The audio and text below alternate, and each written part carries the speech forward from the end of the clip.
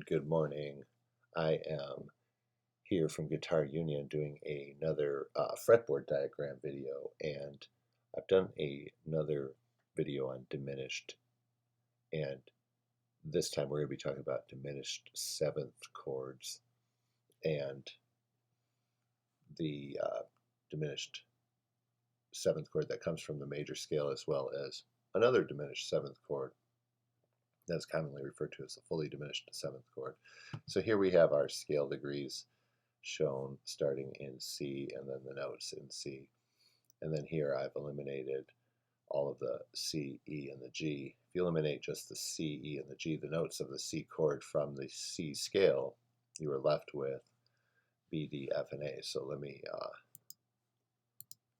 take some of these and copy them to another grid so we could see them without looking at the rest of the notes.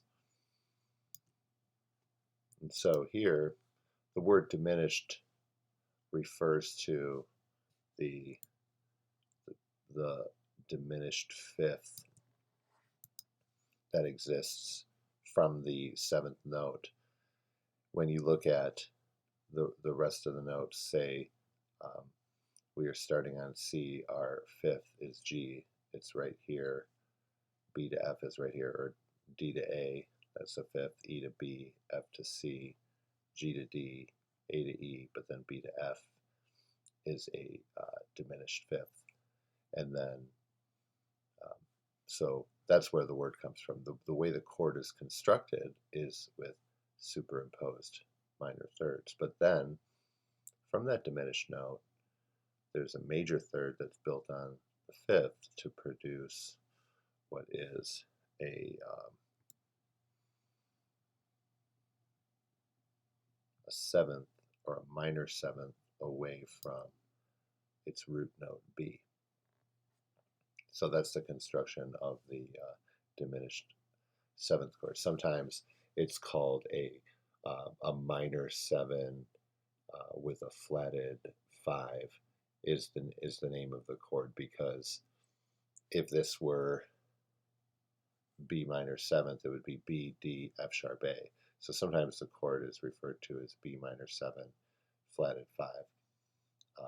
Sometimes it's called a diminished 7th, sometimes it's called half diminished 7th, because there's another chord called a fully diminished 7th. And before we take a look at that, let's concentrate on this this 5th.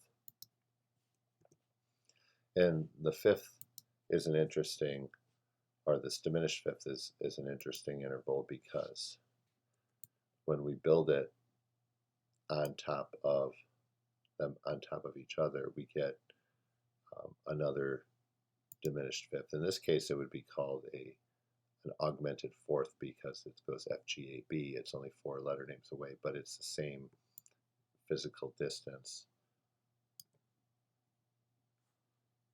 So we have all of these notes being in the same pattern here. If we were to start on F up here, we would have this just like that. And similarly, if we're here, it would be just like that. So now the F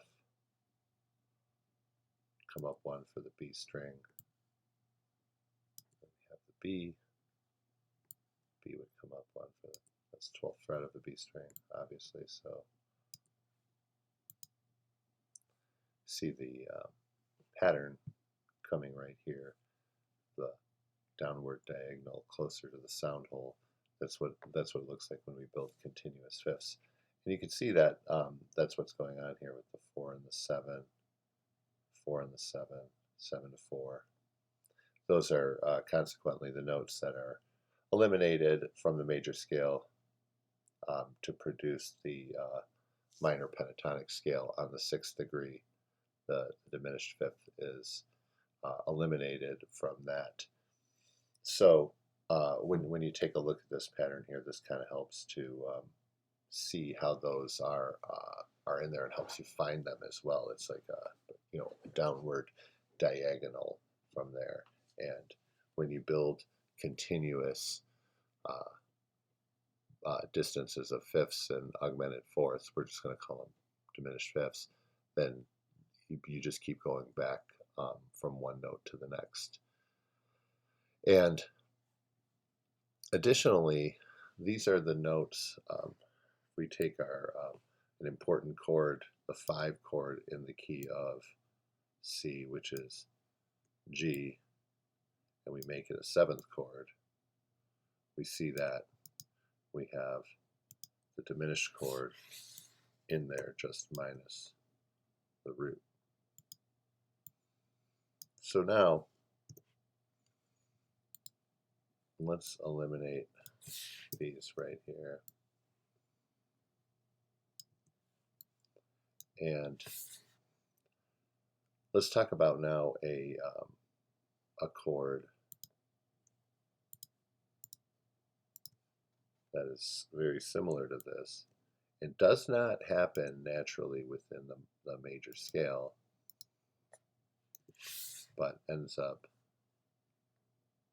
being a chord that gets used because of its the way it's constructed. Now we see here we've eliminated that major third that we talked about before right here, and now this scale B, D, or this scalar chord B, D, F, A flat is all minor thirds. But then additionally, it is also, if we were to take the A flat, sorry, which is right here. So it's a minor third from the B. Back to the B is also a minor third. So it's a continuous cycle of minor thirds. When we go in a continuous cycle of minor thirds, then we end up with the same chord. So there's D, in other words, there's D, F, A flat, and then back to the B. The A flat diminished 7th. Now this is what's called the fully diminished 7th, because now our 7th is actually a 6th, so we call it a diminished 7th. So it's a diminished chord with a diminished 7th. And what we have here is a bunch of diagonals going on, and I'm just going to leave it like that. But so if we go D, A flat, D, A flat, and then these right here.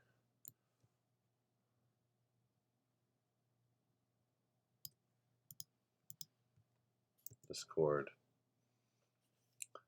is a continuous set of minor thirds, which actually produces 4 different chords. It's the F diminished. Any note in the chord can become the root, and that's really the only difference. So it depends on how you're playing it, if you're playing it from the root. But so as a result, we have kind of like 4 different chords buried in one. Some of the notes would change to some enharmonic varieties depending on the key that you're in, but nonetheless it contains the same note, B, D, F, and A flat. And so then what that means is that we're also going to have, as a result, we're going to have 3 different diminished chords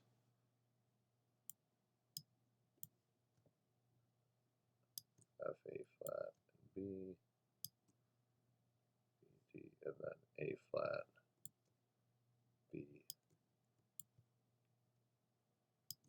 D.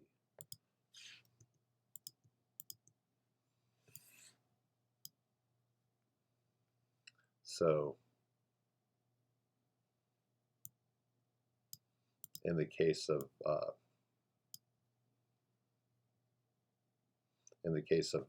these right here, this would most commonly be called a G sharp, and that, or yeah, this would either be called an A flat, C flat, E double flat, or G sharp. Then actually it probably wouldn't be used as a G sharp, because then we would need a C flat, or excuse me, G flat, B, sorry, G sharp, B, and D. This would be a more commonly used version of it, so that we have the proper notes. Here we would need a C flat. But in this case now, this then produces three different, if we add the roots to them, three different dominant seventh chords. And so one chord kind of becomes like a transitionary chord into three different dominant seventh chords, because the dominant seventh chord has the when we take away the root, it has a diminished chord in there. So this chord right here is, though, not derived from the major scale. In other words, no matter how we configure this, these scale degrees, we'll never arrive at a fully diminished seventh chord. So let's just finish this over here, A flat, and then D, F, A flat. We can see on a single string how we're building continuous minor thirds. B, D. Copy everything from here over to here. Get rid of this. So one of the commonly used forms of this chord that looks like that. And so you notice every time we move it,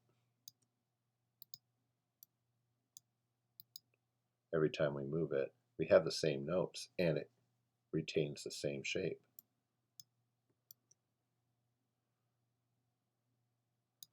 So because each fully diminished seventh chord is 4 notes, there's 12 notes. That means there's only 3 of them if we're not concerned about the root. There's only, all 12 chromatic notes break up into 3 different fully diminished seventh chords. So this chord is first seen in the harmonic minor scale, a scale that is the same as the natural minor scale with a raised seventh, in which I plan to do some more videos on the harmonic minor scales and then reintroduce this diminished chord. So with the fully diminished seventh chord, just to recap, you can build it with continuous minor thirds, and this will kind of give you a chance to delve into minor thirds, which are also a part of the major chords and the minor chords. In this case, we're dealing with exclusively minor thirds and producing these fully diminished seventh chords. Okay, so that's it for now. Hope you enjoyed the video. Hope that breaks it down for you a little bit, and let me know what you think. Let me know if you have any ideas for other concepts that you'd like to see on the fretboard diagram, and we'll see you at the next one. Thank you.